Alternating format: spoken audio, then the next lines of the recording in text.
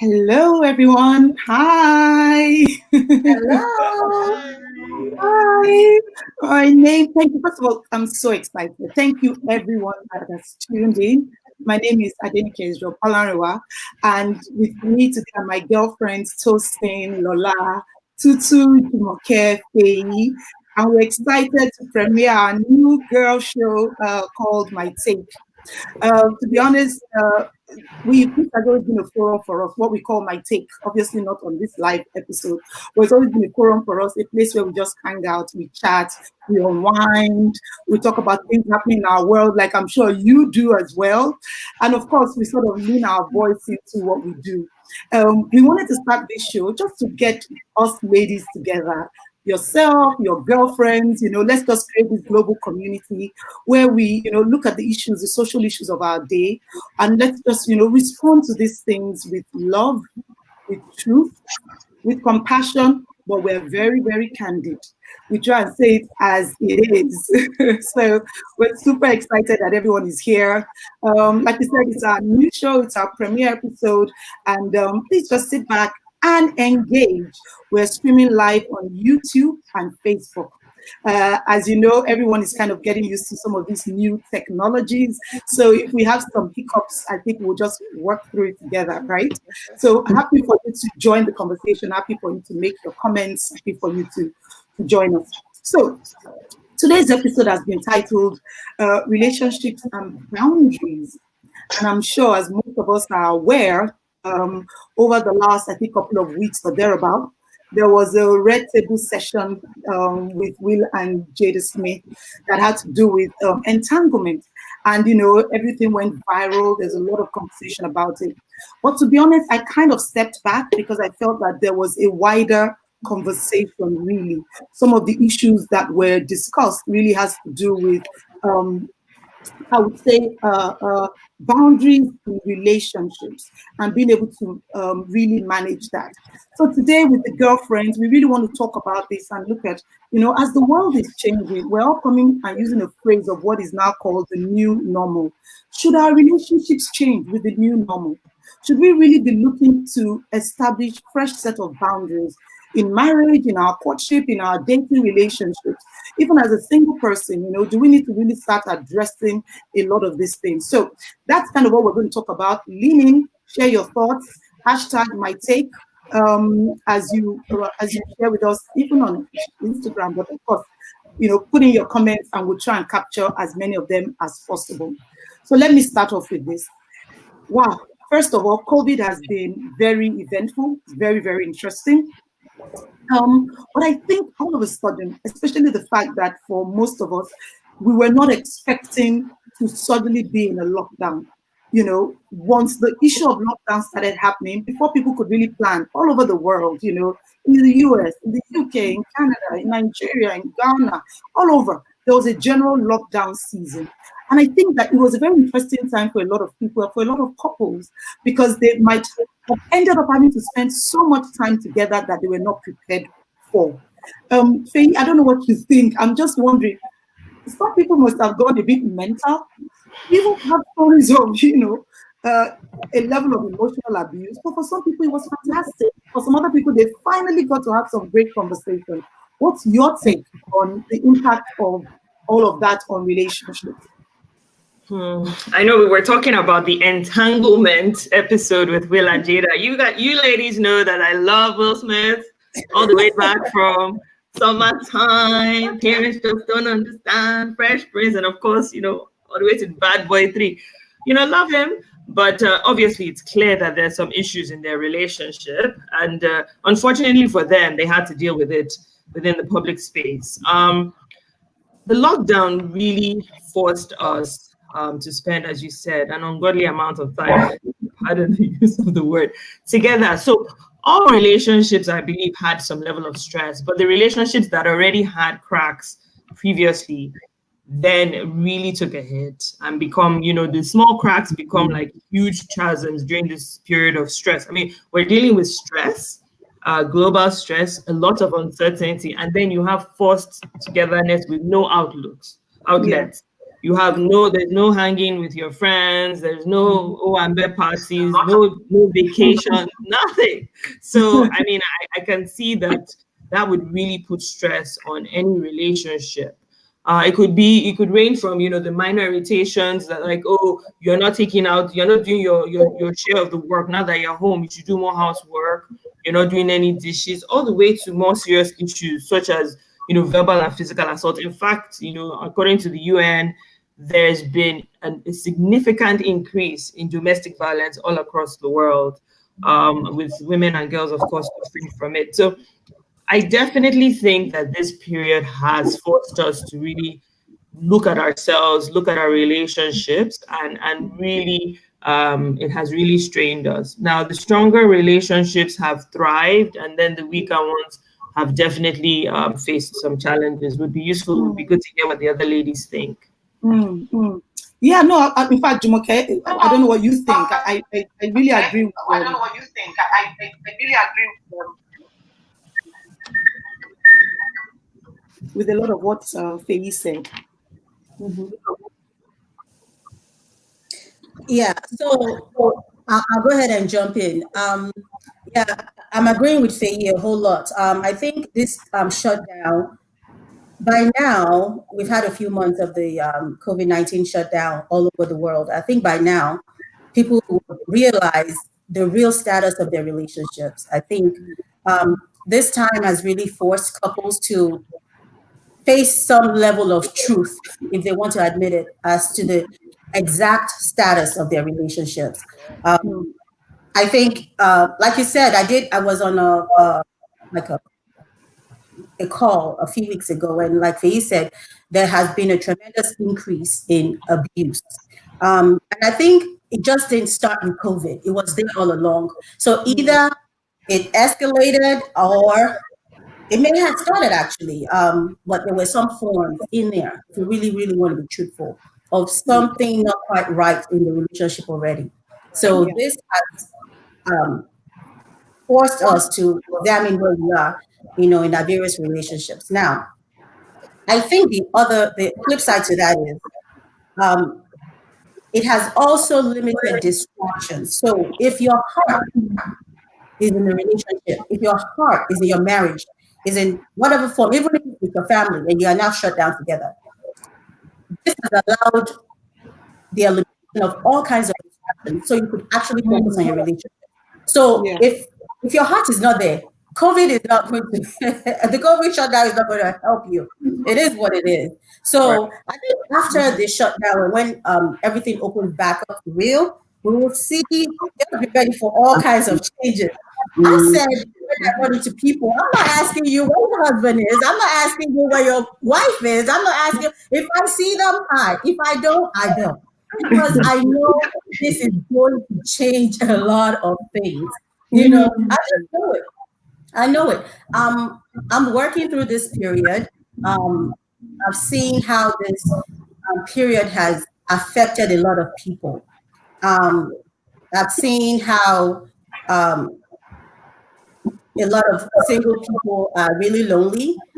And I think this period, people just have to be mindful. For the people that are single, don't crave a relationship blindly, because the other single people just waiting for company as well, and people will take advantage of you if you're not careful. So yes, it has affected a lot of relationships in various ways. So let me jump in here, and going back to Will and Jada, okay, and I know he loves Will, okay. I'll go easy today, okay. He put himself also in that situation in terms of whatever. Now, let me put a disclaimer out there. I don't know what they've been Trying to hear you properly. Can you hear me? Sorry, can you hear me? Yes, it was going in and out. Okay, sorry. I said I don't know what they've been through. Okay, so let me put that disclaimer out there. But what I saw in that video, and I know that that's not what we're trying to delve in, but I just wanted to throw this out there. Her trying to minimize what she did, because it's in the past tense, what she did kind of rubbed me the wrong way. Okay. I like when people own their mess. Okay. You did what you did, and can we move on from it? But you could, I don't know if he was acting or being real, but I took it as he was being very real. I could see the pain in Will trying to hold back and try to refrain, and but Jada minimizing, and that's what a lot of people in this society do today. They try Right. to minimize their hurt and whatever they bring, the damage they bring into their marriage. They try to minimize it, and they try to tell the other spouse, "Why don't you just get over it? I cheated, or this is what's going on, and you, when are you going to forget about it?" It's not that easy to move on. It's not that easy to forget about it. And like watching a show one time of Dr. Phil, and he was saying you have to keep apologizing or trying to work better until that person gets to a comfort place, a comfortable place. But if you don't keep working at it and you just expect the person to forget it, they're going to keep bringing up the mess over and over again. I agree with what Moke and Faye said about the lockdown revealing a lot of cockroaches in marriages, a lot of rats. The lights were switched on, and people had to face the music. So I do agree with that. Tosi, you're so right. You know, Yamisi actually agreed with this. She made a comment on Facebook. She said, "So should Will and Jada have come out to discuss this publicly?" You know, I think she's in camp Will because she said, "I feel sorry for him. He looks so hurt." And which a lot of people, said, but Omani, he said something funny. Omani, he said, well, I do think there was acting, but there was definitely hurt.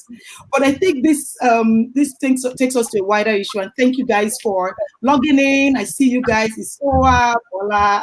I'm not going to do too many names so I don't miss anybody. But I was so excited to see Kunle just walking past, and Michael, Aramide, Ogene. Everybody is really engaged. Thank you, guys. But if we even take this to another place, and I love what you guys are saying. It revealed, like MC said, they probably felt they had to discuss it publicly because there's a challenge on Jada to discuss it publicly. Listen, girl, you've brought different people to your red table. It's time for you to answer some questions. But in reality, guys, how many of us as girlfriends bring our friends to the red table?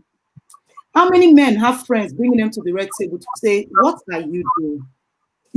Or do you feel when we're all chatting in our relationships, how are we making sure we're keeping each other accountable because of the hurt? I just feel that, we are now in there's a lack of better sense. There's a permission. It's a bit understandable for people who may not have gone online before to go online. School groups, people are connecting. We spent almost 3 months all forming relationships online. How can couples, just be careful about emotional entanglements? How does a distant friend, the conversation start going into places it shouldn't go into? So I'd really love to hear your thoughts on this and just some of the practical things that we're all seeing happening.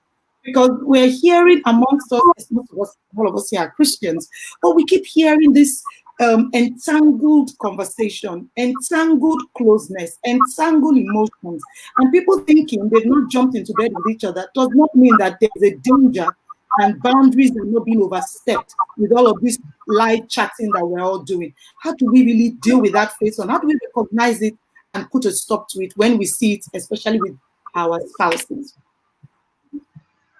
Thank you, Nike. So I feel that, everybody, each person should have their own boundaries. And also, for example, if you're married, I feel, each married couple should have open and honest conversations with their spouses. Personally, being married hasn't stopped me from maintaining my relationships, both with men and women. But I do have boundaries. I have checks around myself. For example, on my phone, my password is not hidden from my husband. My husband has the right to check my phone at any time, regardless of who, unless the only time I look for a private spot when I'm having a conversation is when I'm talking to my girlfriends. But if I'm talking to my male friends, my husband can be around me when I'm talking. So there is no, it's when you're hiding things, when you feel you need some level of privacy to talk to this particular person, that is how things degenerate. So if you're talking to your friends of the opposite sex around your spouse, around your children, it helps keep some boundary around the conversation. So even if one person is trying to take that conversation to another level, you will feel awkward. And by the time you now feel there's a need for you to move away to have that conversation, that should put a check in you. So I personally, I think people should, you know, have open and honest conversations with their spouses, keep their spouses in the loop. I'll use an example that my ladies here know. I mean, okay, I know we're on live show, but I do seriously have a crush on Idris Elba, a serious one. And I've told my friends not to pray for me because I don't want to be delivered. I love having this crush. Okay, so my husband knows I have this crush on Idris Elba, and just this week, I think he was asking me, "How come you don't follow Idris on Instagram?" He went on his Instagram page and was showing me some stuff, and he's like, "Why are you not following him? I thought you liked him." So I was even teasing with my friends that, does this man really know what he's asking for? Is he officially giving me permission to go to the next level with my crush? But see, those are some of the open conversations that you have. So I mean, that's my take on this. Tutu, you know, I love what you said. And yes, we know we've left you with Idris. Hands up, sometimes we might not declare like Tutu, but we do have some tussle at times with some of our crushes on the side. You know, like we always all laugh, we laugh about, you know, like we do when we watch, you know, movies of some of our favorite actors. But you know, just to be very candid, you know, my husband said Tutu, oh, at least he knows. He knows my own. He doesn't go past DW, you know. But what about genuine instances where you are silently sitting down, trying to just chat with your friend, no strings attached, but your spouse is a little bit sensitive, you know? In this time, if he wants to chat with his friends, you don't have a problem. But if you are chatting with people, you know, how do you really manage this thing where, you know, there's this a bit of a possessive tendency or overly sensitive tendency, or in some cases, you know, some ladies are genuinely chatting with guys that they are friends, they're very close to, you know, but, you know, their husbands are not comfortable. And the same holds true for men. I'd like to get the men's thoughts. Lola, you know, during this time, we're not going anywhere. We're not doing anything. What's the big deal if I'm chatting with my friend? It has been a problem for some people, you know, and for some other people, to set something interesting, you know, should couples in this new establishing boundaries, is there a problem with saying a husband and wife must know each other's telephone PIN? Is that too much to ask that couples are that transparent? I should know your PIN to your phone, and you should know my PIN. It should not be a problem. If it's a problem, there is a problem. Is that right? Or is there privacy in marriage that is beyond cell phones? I was first trying to figure out where people have time to be entangled with anything, really.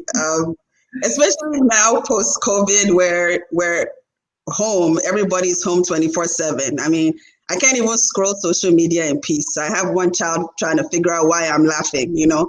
There's like zero privacy whatsoever just built into COVID. So I think in answer to your question, it's a personality thing too. I mean, Tutu, you know, I joke with Tutu all the time that she's more extroverted and, you know, coming from an introvert, you know, when I think about, like, if I need space, if I need emotional space, I run the opposite direction of entanglement. I'm like a turtle. I go into my space and away from people. So, you know, but there are some people that when they want to engage, they reach out to people. They need the social interaction. They need to be able to talk. I talk to my friends a lot. and I talk to my friends on my WhatsApp a lot. And we talk about all sorts of things. I'm better with written communication. So for me, if my husband can have access to any of my information, I don't hide anything from him. But I'm also respectful of the people who I'm having a conversation with. I don't want people to have access to, people talk to me about all sorts of things. And I don't necessarily want people to have access to things that are spoken to me. And my husband is the same way.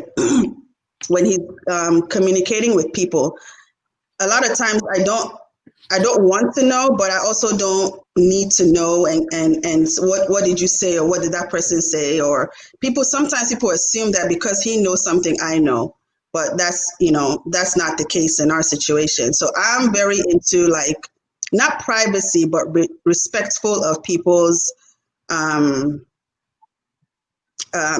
right to not have my spouse in their business, if that makes sense. Yeah. So, so I think that's personality driven. It's not that we would then be keeping secrets. That if the thing concerns me, my husband would know, and vice versa.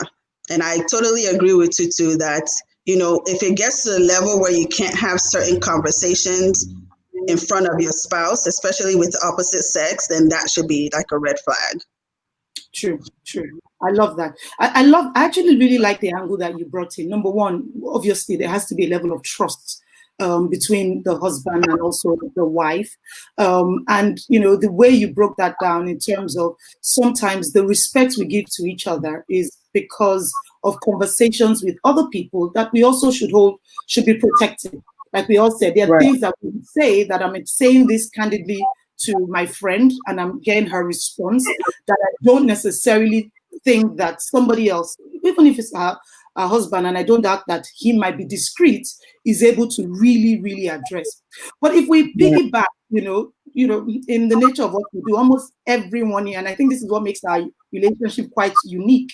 In the roles that we've all served, almost all of us have had to be involved in one way or the other, either in the singles ministry or a platform or a married ministry. We've either been involved in couples counseling, every single one of us, and counseling with other people. I know even Tosi is actually a professional trained counselor. All of us have had a lot of those things. One thing I have found out, and I also thought it was quite interesting. I know that Tosi would jump and say, that situation was different, but I do feel that even when women are developing emotional entanglements, where they're not getting the love, the support they need from their husbands, and they start speaking to somebody else, and in some cases, in an unfortunate instance where the relationship goes from just emotional to sexual, a man most time finds it easier to tell his wife at some point when there's been infidelity. Most women almost want to carry it to their grave because they are judged very, very differently. I always laugh that sometimes, in fact, how, pardon me, this is not everybody, but sometimes when you come into a counseling situation and, the spouse has, the husband is the person that has committed adultery. From our cultural perspective, because we want to bring the word of God, we want to appreciate our culture. We're all Nigerian ladies. We live in the Western world. So we merge and mesh these things together. You hear things like, after, forgive him, he has begged for forgiveness. Don't let the devil in, no. This is what the devil does. Oh. And as a wife, you too, look nice. Make sure you satisfy your husband. So there's no entanglement. He's not tempted. I really hear the women when they do expose it and they're telling the man, are you sexually satisfying your wife? Why is your wife looking to another man? It feels as if the counseling for the woman is more mental, emotional, but we don't always think that women have very similar needs. I don't know if you know what I'm talking about, Tosi, but please, I'd like you to say something. As we talk about these boundaries, should we start taking a more pragmatic approach to understand men and women have emotional needs? And if couples are not getting better at understanding your husband's emotional need and your wife's emotional need, and we just make assumptions, especially from the thou shalt not, you think everybody will be on thou shalt not. We're exposing ourselves out there. How do we do this? How do we protect? And how do we make sure we're counseling and speaking to both men and women the right way about these needs and forgiving and passing the same message to both of them. Of course, with the caveat that there's some uniqueness to men and women. So I'll let Austin just speak to that. Yeah, you're right. We all are very aware that, Yes. I hope you guys can hear me clearly. We're very aware that, men are more sexual, generally speaking, and women are more, emotional and all of that. We get that. So that is why a couple will walk into a counseling session and time is spent talking to the woman, making sure that she, you know, provides the sexual services so that he's not quote unquote tempted. And then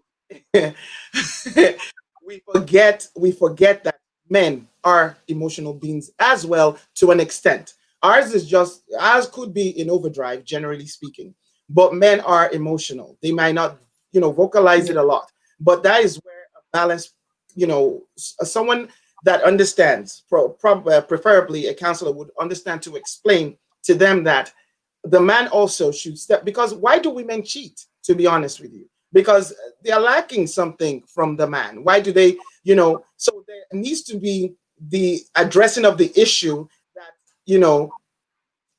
to the husband, why are you not fulfilling the sexual needs of your woman? Because there are a couple of women, even on this forum, that their sexual drives are very high. I would,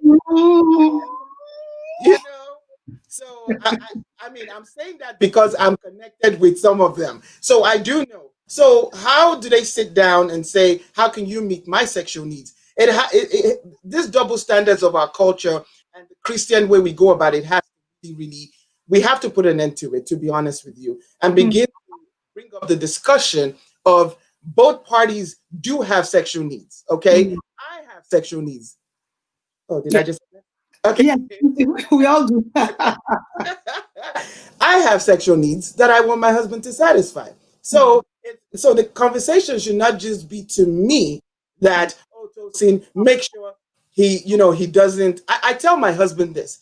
I said, because like I said, I trust God for his life. Okay. I trust God for his life. But if he does step out, it would not be a fault of my own. Okay. I will do everything that I need to do in the marriage, because I've seen cases whereby the woman provides all the sexual needs and the guy still steps out. So what do we say to that? So it's definitely not only sexual that makes a man go outside and cheat. So for us to hone in on that, to make sure that if you don't give your husband, he's going to go cheat, that is living in fear. And I say that all the time to couples. I cannot be in a marriage and be scared that if I don't satisfy all your sexual needs every time, then you go cheat, because we are in seasons.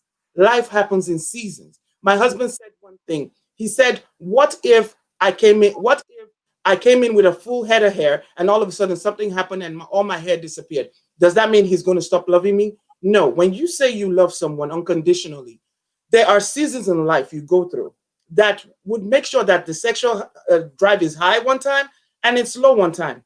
But that's why you're a couple. You open communication to discuss and to work through every situation. So I shouldn't live in fear in my marriage. I like what you just said, and I'm sure from what I'm seeing, most of the ladies agree. I want to try something. There are a few comments here.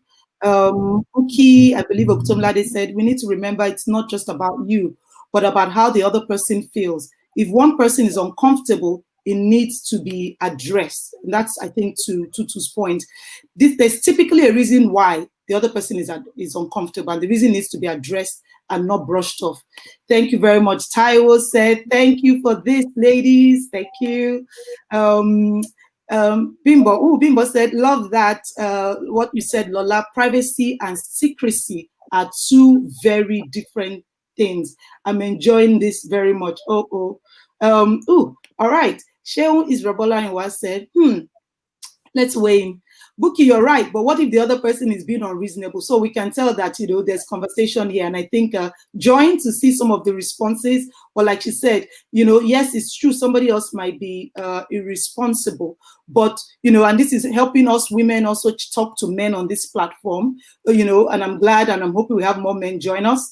There is normally a root cause. What we really want to make sure is being addressed is that the root cause of issues, insecurities, whatever is being presented in marriages is not shrugged off. It's really, really addressed. So I like that very much. I think Omoni said, spot on. Fulfilling a need by engaging with somebody else, never a good thing. And I think we had, Buki had also mentioned that there is a double standard when it comes to counseling. To the point that was made, true, the onus might be on the uncomfortable person to do a deeper work to figure out why they're uncomfortable. But sometimes people are just projecting their own past hurts on other people.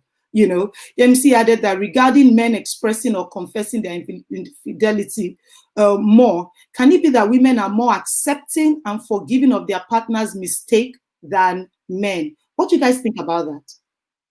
Could it be that it's easier? Women are we built to accept and forgive more than if it was, a woman? Are men trained to love regardless, accept and forgive?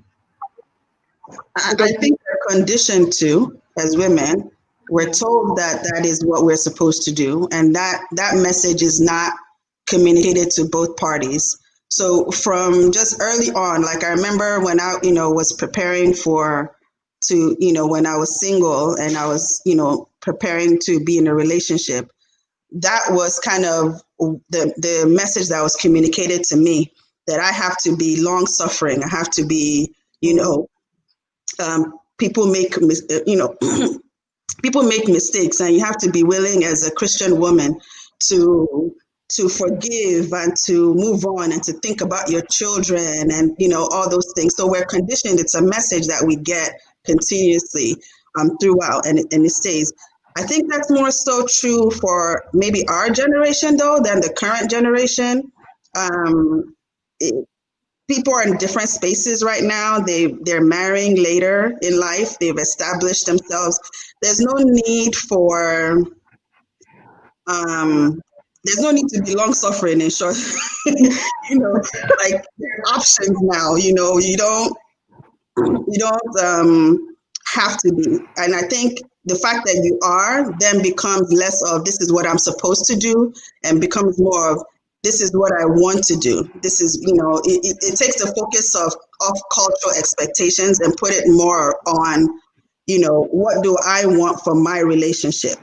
Where do I want my relationship to go? And it becomes more in, self. And I think that makes a relationship stronger when you're doing things because you want it and not because you've been conditioned to do it. I think Lola makes a good point on the fact that things are changing, and they're changing for a reason, right? So more women are working, more women are doing things, they're getting married later, they're more independent minded.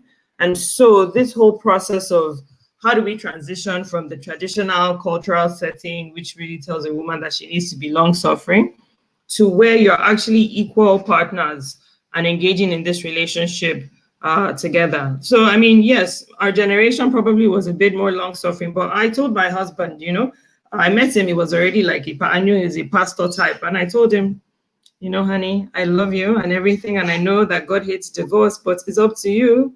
Don't think that I'm going to be one of those women that are going to just be there no matter what happens. So that was something that I cleared in my mind since I was, since I was yay high. That I was not going to be the long suffering type. I may try to be long suffering in the fruits of the spirit, but if my husband messes up, I'm out. So so for me, it has always been a challenge when I see women take really a lot of rubbish in their marriage, and it really enforces this stereotype that women are supposed to be long suffering. They're supposed to suffer through, all sorts of, things in their marriage, which to me is not also a good message to pass on to children. So I do think that things are changing, and people complain that maybe couples are more ready to walk out of relationships. But I mean, I think that we should also look at the other side of things. I think especially men, need to do better. They need to do better. Things are changing, and men cannot stay in, you know, whatever century where women were just completely dependent on you. I mean, women can go out and do things by themselves. We're seeing it all over the world, even in terms of leadership. It's the countries that have women leading that are doing even better in these times of COVID. And in fact, my husband keeps saying, you know, men need to just retire from this leadership thing. Apparently, it's like becoming a mess. So anyway, you know, I always have a lot to say on these issues, but things are changing, and I think it's a good thing, because then maybe over time, you know, men will step up more, and it won't just be about the woman always having to be long suffering. In fact, I was going to add something to what you said about, you know, roles are changing and, you know, the culture. So you would even find with us raising children, you know, sometimes, at least I run into this all the time. For example, if I call my daughter and I say, go and cook or do something, she always calls me out, and I like it. She asks me, are you telling me to do this because I'm a girl, or because it's something that needs to be done? She reminds me, you have a son as well. Why don't you tell your son, you know, to do the cooking? Why don't you tell your son to clean the chicken? So I consciously try and get my son involved. So it's, I mean, the way we were raised, where we, you know, girls are made to do certain things and all of that. And she tells me, like, oh, if you think you want me to do this so that someday I'll be able to take care of my children, then I don't want to have kids. She just says it straight up. So I'm learning, you know, to get everyone engaged. And I don't try to stop her, because I want her to be able to speak up for herself, as, you know, when she, you know, as a young girl, as a young woman, and eventually, by God's grace, as a wife, to be able to speak up for herself. Because this is some of the things that are lacking in the older generation and in some of us as well. Just that inability to speak up, or to be able to, you know, advocate for ourselves. Right, in our relationships. Yeah. And it's very can I tackle this issue of long suffering? Faye, I wanted to even actually respond and clarify what wrong. Yeah, let me clarify. I mean, anybody that has been in a marriage for a long time knows that there's long suffering involved. I mean, this is my, I don't know, going into my 20th year of marriage. Yeah. The whole process of marriage is about learning what each other like. And I think, as Buki said, we do need to pray. And my husband and I realized that earlier on. Some things that might upset me, he may not understand why, but I think you have to just appreciate the fact that something upsets me, and likewise for him. And I think that's all part of learning how to live together, how to come together as one. The issue, so of course there's long suffering involved. The issue I was talking about is this unbalanced approach where it's only the woman who's supposed to be, you know, long suffering.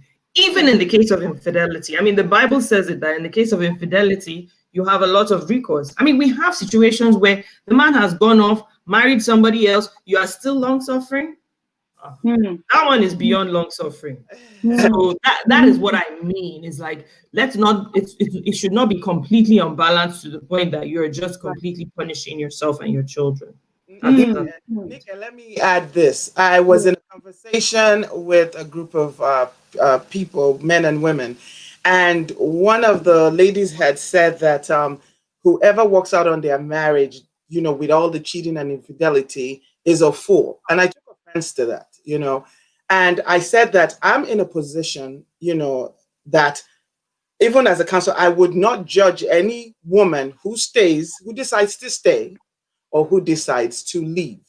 Okay. Everything, of course, you review case by case basis. For a woman who decides to stay, calling her a fool was just too extreme for me, because you don't know what is going through her head and what she's dealing with. And I know that, you know, for a lot of our moms back then, they stay because of the children.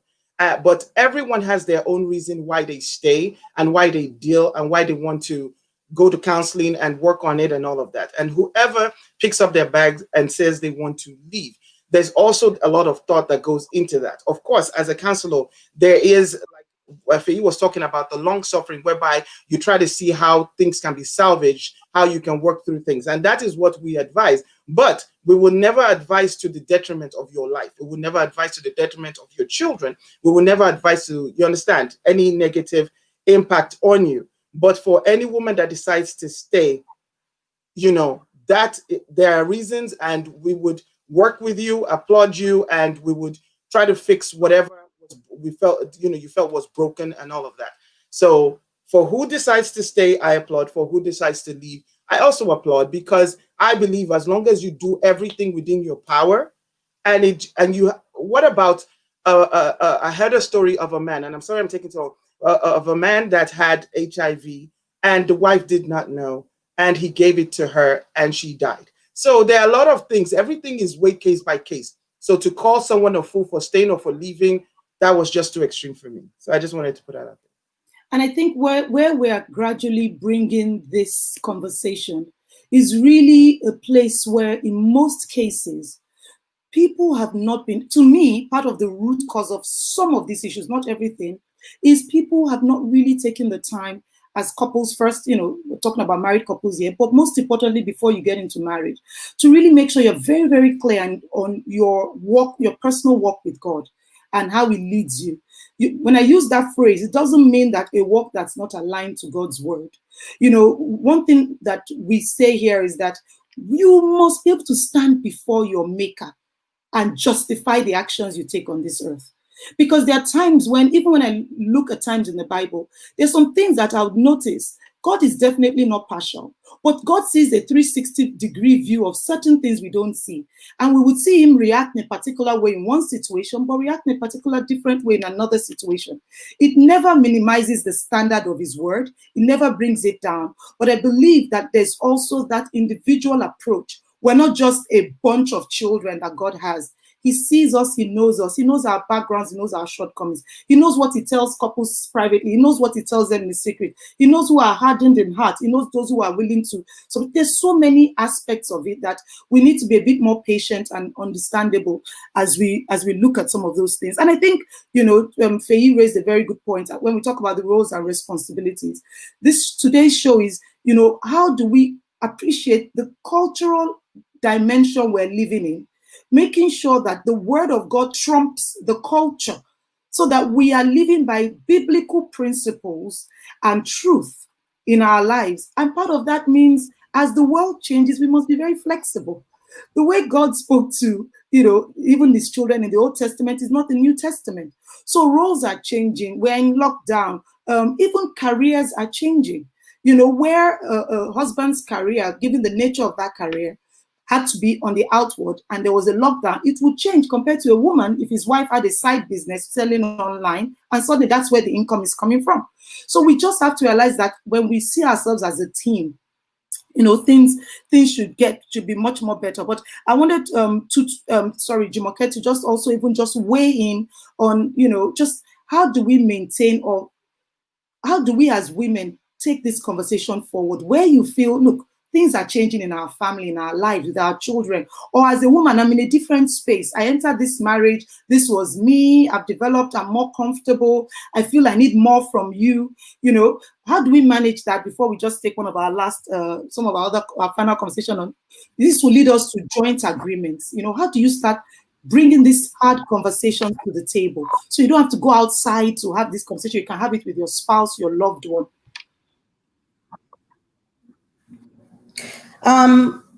Let me first say, I'm going to go back a little bit.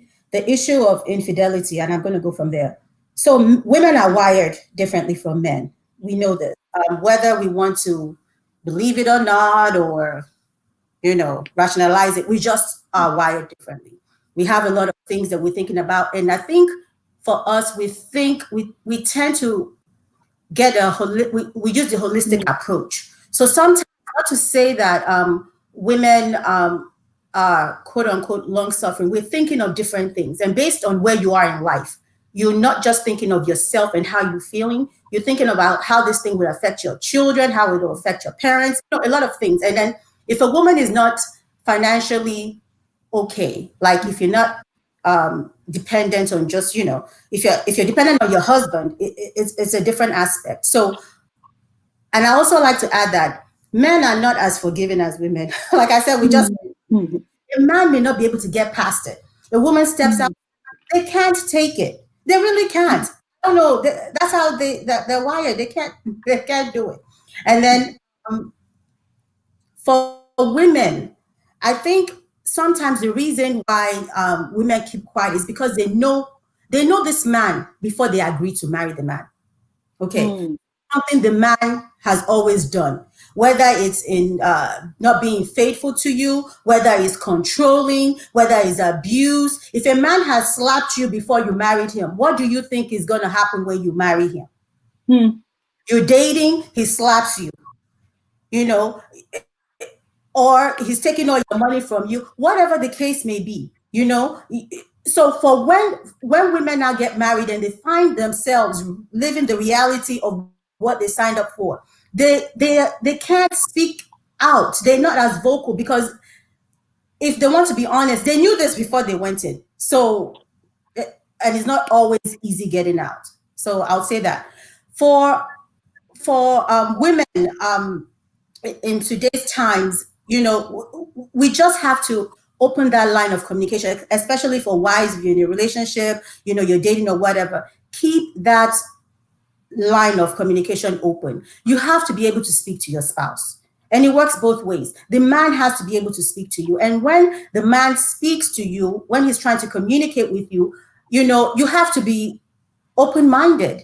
You can't shut each other down and not listen to what that person is saying, because oftentimes when a spouse steps out and, or, you know, they've already tried to communicate what it is that they're seeking out there. But if you're not listening, you've just almost allowed for that to happen. I'm not saying this is what happens in every case, but oftentimes when you're trying to find a root cause, when you're trying to do a deep dive, the issues were there, but communication was lacking. So I would just encourage us, let it be, even from the onset of you know, most of us here have been married for a while. For the ones that are newly married or in a new relationship, let that be something that is important to you. Communicate, talk. Those uncomfortable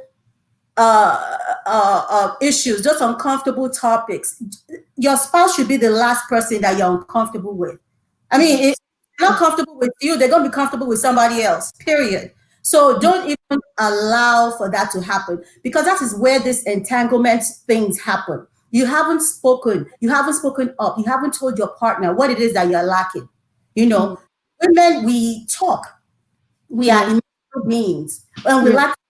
So even for a lot of women that find themselves in some form of entanglement, they didn't really seek out to find themselves. It's just, you talk to that person, you know, he listens. Then he calls you back to find out how you're doing today. You know, and your husband didn't ask you how you are feeling today, okay? And the person, you know, follows up with you. Or it could be that you're in school, or you're looking for a new job or whatever, and that person listens, engages you, you know, challenges you. That's how you find yourself in. You know, you're absolutely right. Yeah. You know, like I think Jada and Will, they've had their issues for years. Let's keep it. That theirs was before COVID-19. But in times, you know, in these times, we have to be sensitive to each other, especially if you're in a relationship. You have to, you know, you just have to. You just have to, because that you know. I think we always say that this group, like the devil, you know, he's not always with the two horns on his head looking ugly. Sometimes that handsome person, that handsome guy, I mean, we are blind. You know, we go out, we're at work, you know, that person is just extra nice to you, or that lady is just extra nice to you. And your wife is nagging, looking a hot mess, or not listening, or just being combative with you at that time when you need somebody. So that is how, how this type of things appears. Yes. I love everything you said.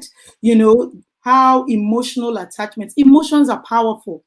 God gave them to us for a reason. God gave us emotions to bind us, to hold us close, and sometimes emotions can be equally as powerful as physical presence or physical intimacy.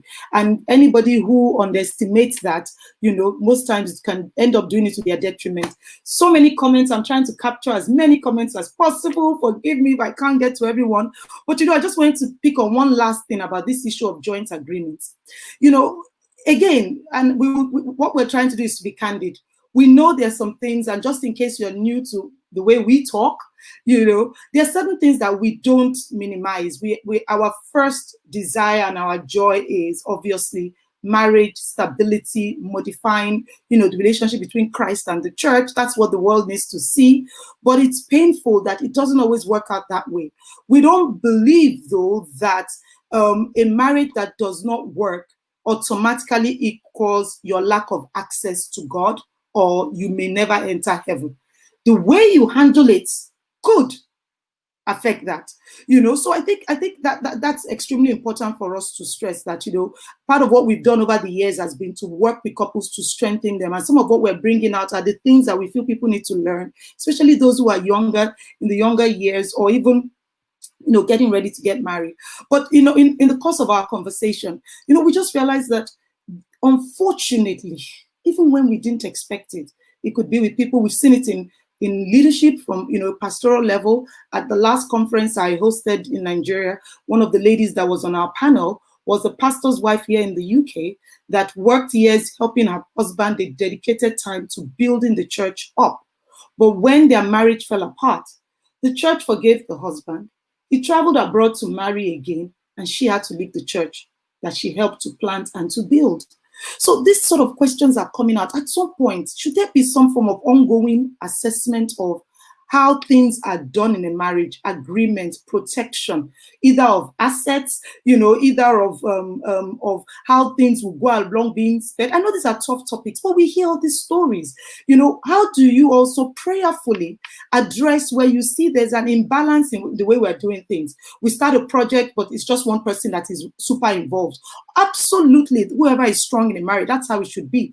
But should we be all just laid down, hands off in everything, or should we be more active participants in how we're shaping our marriage and the future of our children when it comes to acquisition of assets, when it comes to how we manage, the things we're working on? I know we have only so many minutes, few minutes left, but I'd really like to hear your thoughts, ladies, on this. Maybe I should start off with Tutu. What do you think about this joint agreement in how we manage marriage assets? I think you might be on mute, Tutu. I think you might be on mute. All right, sorry about that. So this is a topic I'm passionate about. Of course, you ladies know I'm a Christian, but at the same time, like I always say, that common sense is a gift from God. So before I say what I think, I'm going to quote a scripture from Luke 16, from verse 8 to 9, and I'm going to read it in the book of, in the Message. It says, "Now here's a surprise. The master praised the crooked manager. And why? Because he knew how to look after himself. Streetwise people are smarter in this regard than law-abiding citizens.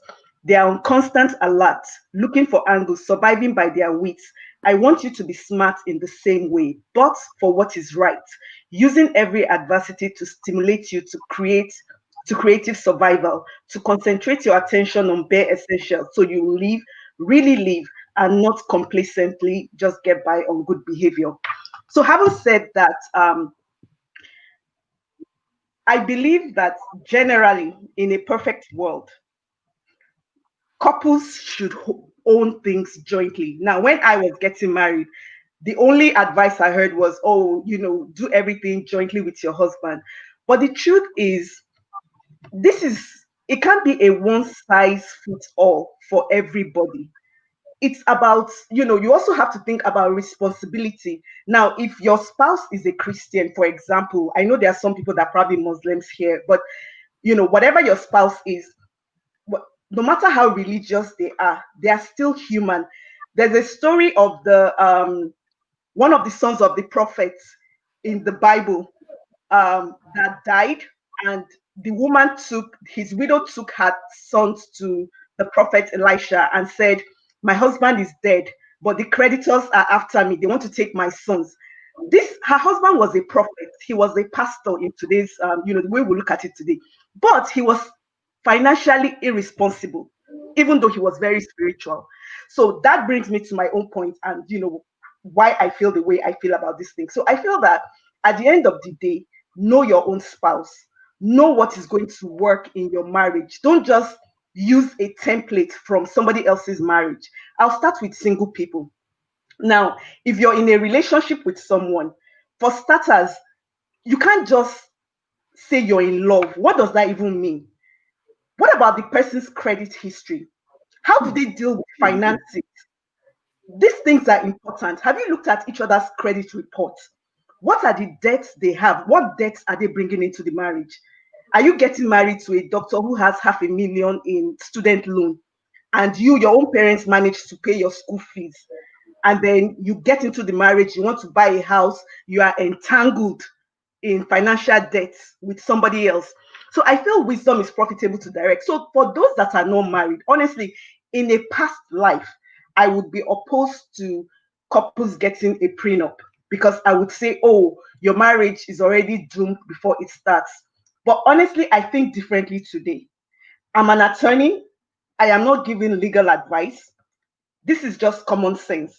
Again, know yourself, know your spouse, understand why certain things are done. Don't just close your eyes to things. Like when people hear prenup, they just think, oh, no, no, no, no.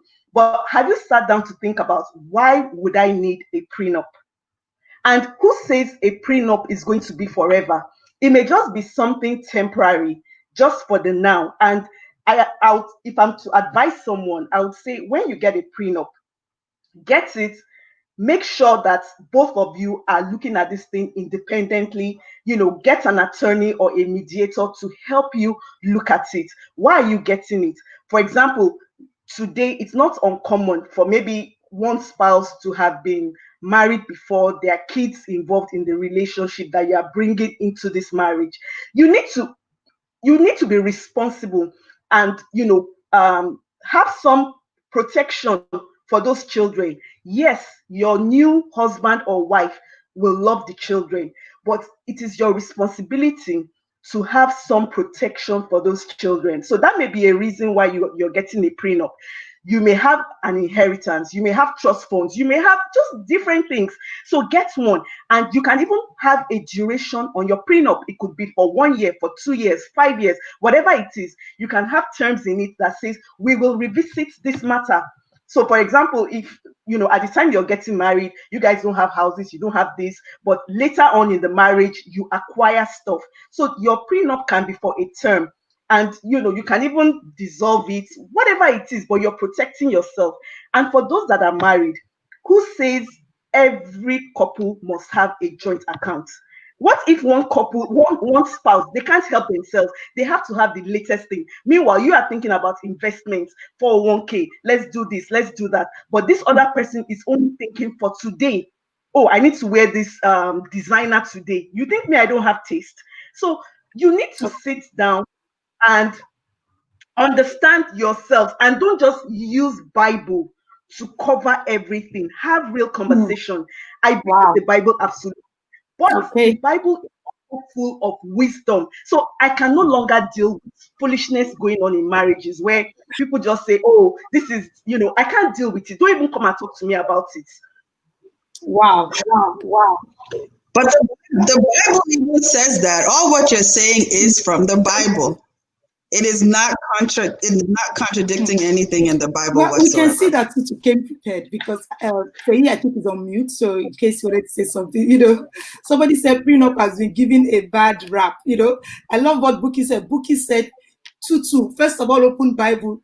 Know something is coming down. But I think there's some things, and the comments are on fire. People are like, number one, understand who you are in a relationship with. Number two, understand your marriage. You must understand sometimes that there's some people that we love each other to bits, but we have weaknesses in our lives. Is it wisdom to help each other as married couples to put certain things in place? I mean, the first time to first of all, just she we're alive, so my girl is ready. But to initially we just throw it down. We're like, hey, prenup. What kind of marriage? What is that? You are finding it before you start. Then she made one point. Well, she made another point. And I think what I started taking away from that was, there really is a need for deep conversations in marriage. Don't go in with assumptions. Feel each other out. If you put something on the table, I don't doubt that, most of us are from the school of we struggled with one second-hand car and, we're all renting kind of activities. But Lola said something, marriage in this new generation is different. Couples are waiting longer. We have people getting married in their 30s or even in their 40s. People that have established and put certain things in place in their lives. So I think wisdom is profitable to direct. I take this from the perspective of two of you should look at your future, where you are going to. For me, the guiding principle is, can two work together unless they agree? If you're going to a relationship and somebody is saying all these things to you saying, and you don't agree with it from I don't like that approach, you are not agreed. And there's nothing wrong with that. Can you come to agreement? Or what do you guys think, ladies? Can we get a third party? How do we bring that sort of agreement? I think at the end of the day, it's about communication. So for me, Tutu laid out everything very nicely, but it wouldn't have worked for us. I mean, we are more of we're in this thing together. We started from nothing. Let's work together. We've had periods where my husband is the one, making all the money. We've had periods where I'm the one. So we've really had a period. I mean, it's really just a partnership. But I think at the end of the day, it is about agreement. I don't think one person can come into the relationship saying that they want a prenup and the other person is then dragged along. That's a recipe for disaster. And I think it goes back to some of the things Jumoke was saying about communication and the things that you notice beforehand. I think part of the problem is there's maybe too much compromising in the earlier part of the relationship. And you compromise on things that you can't actually take long term. So what I always tell people is what bothers you before you get married, you need to multiply it maybe by 100, because you're going to be experiencing that same thing for a very, very long time. And if you really can then imagine that I will manage it, then okay, fine. But if not, it's a red flag. So red flags really need to be addressed during the early parts of the relationship, or else you get stuck in something that, in an uncomfortable situation. So for me, I think at the end of the day, it's about discussing, being open. And in my own marriage, I even find I have lots of friends I love very much. I don't really discuss issues that I have with my husband with other people that much, except for the things, that just irritate me, blah, blah, blah. But like real issues, I go straight to him. Sometimes I will wake him up at night. If this is bothering me, you need to, and a lot of women say they don't want to nag, but you really need to clear the air. And I mean, as much as you can, try not to go to bed angry. That's something that I've really tried over time. And it really helps, because things that you ignore today just continue to magnify, and that's how relationships. Any other thoughts on this? Yeah, I mean, when we brought up this, conversation, I was definitely on the side of the prenup, thing, because of what I have seen in marriage. Okay. And someone had raised the point that I read, and she had said that God is interested in the victims and the people that are in, because there are people that take advantage a lot of their spouse. They have all the money and the wife comes in and she does all the work and does everything. It could be flipped, but I'm just saying that the wife will do everything. And then when things don't go right, she's left in the cold because, there was nothing to protect her, and things like that. So I'm very strong about the prenup situation, and I know that the other ladies had a difference of opinion, but I believe that very strongly, because it's not about, just like Buki said, it has been given a bad name, and it needs to be, people need to think about it, like Tutu said. Let's see how this can work for both parties. And I personally don't believe it's a recipe for disaster, unless, like he said, both are not in agreement. But I feel like if everyone comes to the table with communication, piggybacking on what Jumoke said, communication, it will work fantastic. I don't want to. I've seen a situation whereby the spouse dies, the woman was left with everything, remarried, and then the other new spouse squandered everything.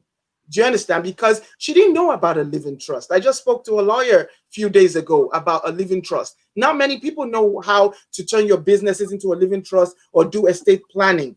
So she didn't know what to do. She just thought she was marrying someone, that would have her own children's best interest at heart. Now the money has been squandered. So what do you do in terms of that? There's nothing left for the kids. That was the goal for the original spouse who died. Do you understand? So when we begin to discuss these things, people will see that there is a need to come to the table, communicate effectively in terms. I really believe people should work on getting prenup. Single ladies out there, single men, think about it. Just give it a thought. So in the meantime, like we've talked about, that prenup has a bad rap, and like we've said, we've had this conversation about prenup before, and it was much more heated than it is now. Like we threw down on that conversation with Tutu, and Tutu brought it up the first time, and I think I'm still like, I don't know, like I see the need for a prenup in a lot of cases, like even in some countries, like in South Africa. When you marry someone, it's communal, what is the term? Community property or whatever. Even the stuff that they had before marriage becomes marital things. So if they divorce, the spouse has access to even the stuff you acquired before marriage that was yours, So in some cases, I say, personally for me, I think that if someone brought prenup to me, that would be the end of the relationship. I'd be like, what? Because to me, what I hear is planning the divorce. I'm already succession planning. I don't trust that you'll be a rational, reasonable person when that time comes. And to me, that says there's something else that we need to talk about in our relationship. So it's like a conversation starter for that. I would much rather go through financial counseling before marriage. This is what I have. This is what you have.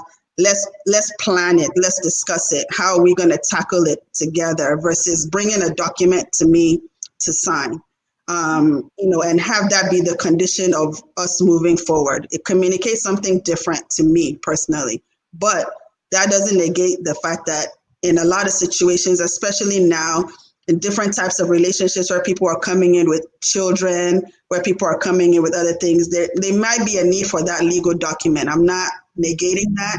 I'm just saying that in the meantime, till prenups have a better rap, what can be done? What can people do, for spouses that don't want to sign prenups? What other way can this be approached with a spouse outside of prenup? And I think maybe financial counseling being part of premarital counseling could be one, where you come to the table. This is what I'm bringing in. How are we going to tackle it? This is what I have. How are we going to protect it? These, that kind of thing, and continuing that conversation throughout the marriage.